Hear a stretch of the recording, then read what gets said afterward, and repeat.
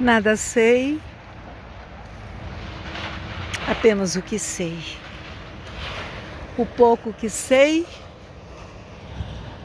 nada sei. Mediante essa natureza,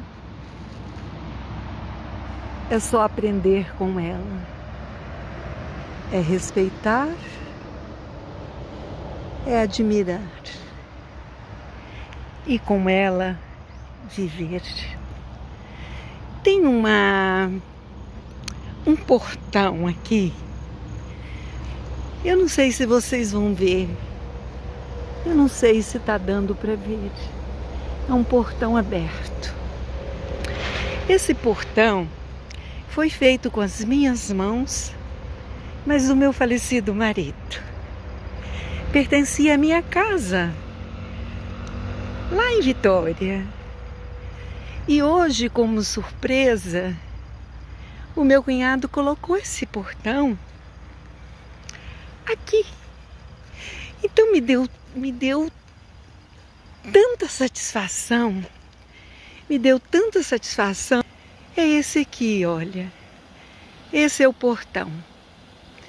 Esse portão, há anos, muitos anos, ele foi feito, cada pedacinho dele,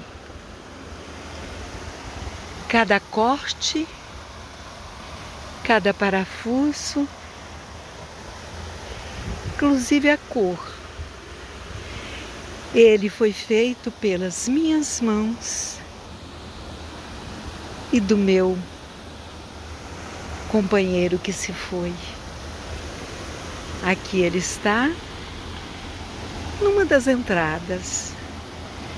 Aqui está até o número da minha casa. Vocês não imaginam que emoção é ver que nesse portão segurou cada filho meu para não ir, sem poder ir para a rua e saber que cada parafuso, cada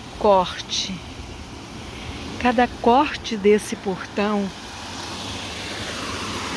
aqui está uma alegria, uma preocupação se vai dar certo. Será que vai encaixar na nossa casa? E encaixou, e anos lá permaneceu.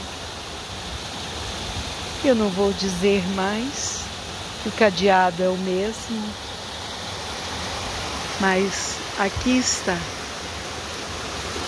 o caminhar lado a lado, quando as pessoas se amam, com sorriso, com preocupação, mas a gente sempre dizendo: eu te amo, estar sempre ao seu lado.